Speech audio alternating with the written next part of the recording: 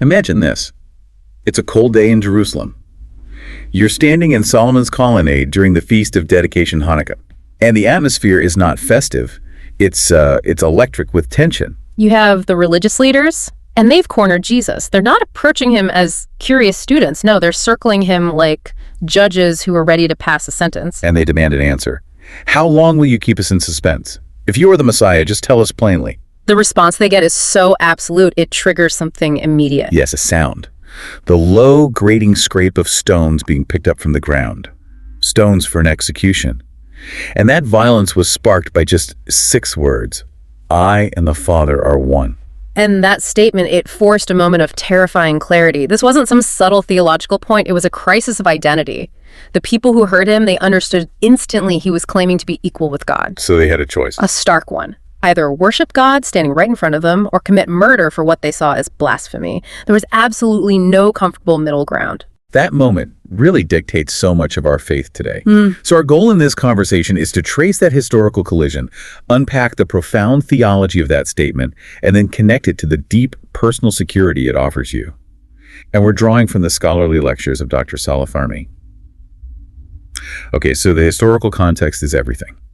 The Feast of Dedication, Hanukkah, it's a season that insists that holy things matter. It remembers a defiled temple being cleansed.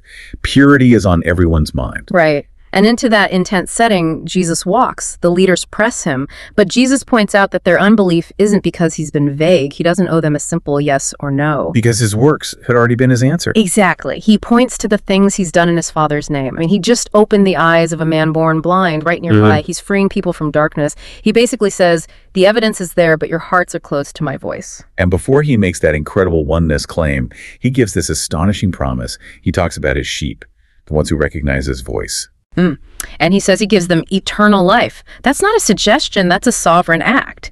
He is the source of it. And he puts the security of that gift, its permanence, on the strength of his own authority. He says no one, nothing, can snatch his people out of his hand. That's just an ironclad claim to power. Then he makes the final connection. He links his own sovereign hand to the ultimate source of power, the Father's hand, and says, I and the Father are one. And the reaction is, as we said, instantaneous. They reach for stones because they understood with painful clarity what that meant. And their own words tell us everything. They didn't say, what do you mean you have the same goals? No, they said, you, being a man, make yourself God. That is so important for us. It proves this idea of Jesus' divinity wasn't invented centuries later. The people who heard him in real time knew that his identity was the absolute center of everything. They were trying to put him in a box, a teacher, maybe a prophet. But he refused. He refused to stand anywhere except where Israel knew only God stands, as the giver of life, as the one true shepherd. Okay, let's slow down here and really define that statement. I and the Father are one. It's, you could argue, the most consequential thing Jesus ever said. I think you'd win that argument, because if it's true, every other belief you have has to shift to accommodate it. So when he says one, we have to get past our modern ideas of teamwork or synergy. Absolutely. It's not, we make a great team, or we have a shared mission. The shared mission is a result of the oneness, but the unity itself is much, much deeper. It points to a unity of being and a unity of power. So the stones they picked up, that was for the unity of being. That's it. No created thing, not an angel or a prophet, can give eternal life or guarantee security like that. Only the Creator can make that promise. So by linking his hand to the Father's, Jesus claimed they share the same divine nature, the same substance. And he didn't back down from it. He appealed to his works, to the scriptures, and he used this phrase Dr. Farmi's lectures highlight about mutual indwelling. He says the Father is in him and he's in the Father. What does that mean in practical terms? It means they share the same internal life. It's not two separate lights shining next to each other. It's more like two flames that have merged into one single fire. A shared, essential, divine life. And this means we have to hold two truths together. Okay, the first truth being the distinction of persons. They aren't just interchangeable names. The Father sends. The Son is sent. The Son prays to the Father. These are real relational actions. Right. But the second truth is the oneness of divine nature. Even though they are distinct in their relationship, they are one in their essence. All the glory, all the will, all the nature of the Father is fully present and revealed in the Son. Which is why he can say, anyone who has seen me has seen the Father. He's not saying he's the person of the Father. No, but that the Father's very nature is perfectly and completely visible in him. And holding this balance is so critical. It protects us from two huge distortions. The first one is what we might call flattening God. Yes, modalism. The idea that Father and Son are just different masks or roles that one person plays. But if you flatten God like that, you can't make sense of Jesus in Gethsemane praying, "Not my will, but yours be done." Who is he talking to? It breaks down. It completely undermines the reality of the relationship within God. And the second mistake is the opposite, splitting God. This is where the Son becomes a sort of second-tier created being. And that view just collapses under the weight of the evidence.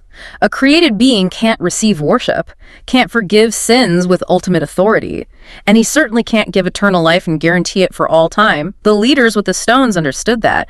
If he wasn't God, he was a blasphemer. There was no third option. That clarity is the whole mission of the West Virginia Christian Studies Academy. And if you find this kind of focused conversation helpful, we just invite you to pause for a moment and support our work. Please like, share, and subscribe. If you hit that bell icon, you'll get notifications and help us keep producing this material. It genuinely keeps these conversations going. So let's connect this idea of oneness to how it actually played out in Jesus' work, how it ties back into Israel's faith. It's remarkable when you see it.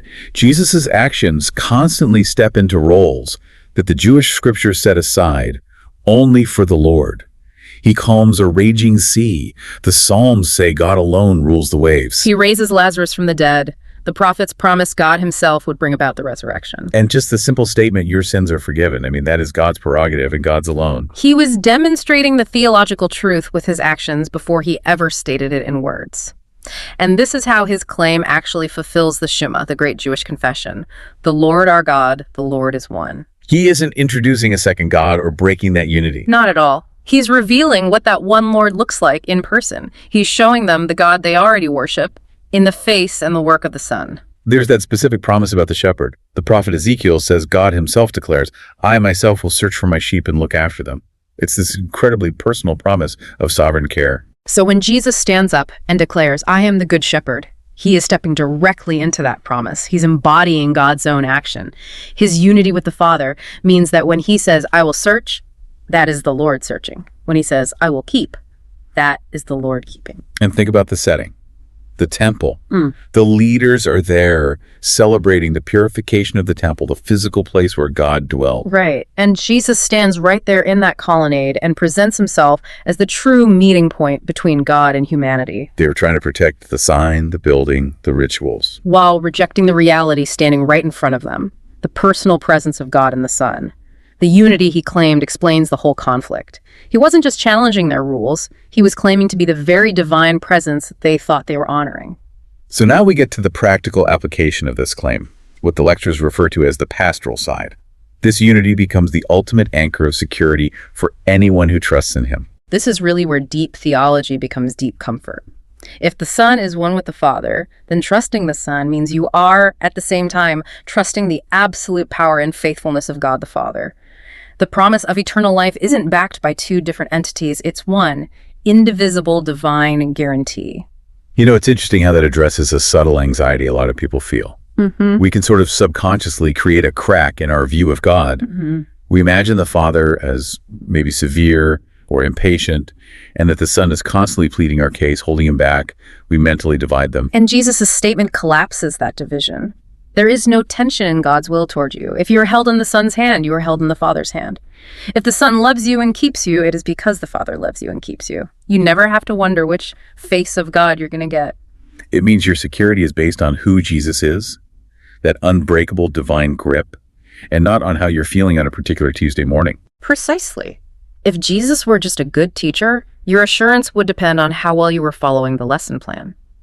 But because he is one with the Father, your future rests on a divine power that cannot and will not fail. It frees you from that exhausting burden of trying to maintain your own salvation. And that security doesn't lead to laziness. It actually creates courage and holiness. When you know your future is secure, you're free to take risks for the kingdom. Holiness becomes a grateful echo of the life you've already received, not some miserable chore you have to do to keep your membership card. You follow the shepherd because you know his voice leads to life. And that's the hope for the church. It is. Amidst all of our failures, our disappointments, the future of God's people rests on the shepherd's hand, not on our often clumsy attempts to hold on. He keeps the flock because that's what God promised to do. And the Son is one with the Father in making that promise a reality. If you go back to that moment at Hanukkah, that claim, I and the Father are one, it answers the deepest human fear, that God is distant or silent or just remote. This unity brings God to you personally, not as a symbol or a law, but in a person you can know and trust. So if Jesus and the Father are one, neutrality toward him is just. It's impossible. He isn't simply a helpful historical figure. He is God with us. He is the standard for what life and love and courage truly are. Let that truth settle the question of who stands at the center of your life. Let it quiet your fears and call you to love him with an undivided heart. If this conversation has been helpful for you, we'd encourage you to like this video and subscribe. We'd also love for you to leave your scholarly questions in the comments. And we really want to know, what part of this claim challenges you the most? Is it its boldness, the violent reaction it caused, or the profound security it offers you today? Please share this video with others who are wrestling with who Jesus is and help a West Virginia Christian Studies Academy fulfill its mission. Thank you for joining us. Do you know your simple click makes you a worker with the Lord? You become a spreader of light, a savior of souls, and a seeker of the kingdom. Don't wait. Take action now. Like, share, and subscribe.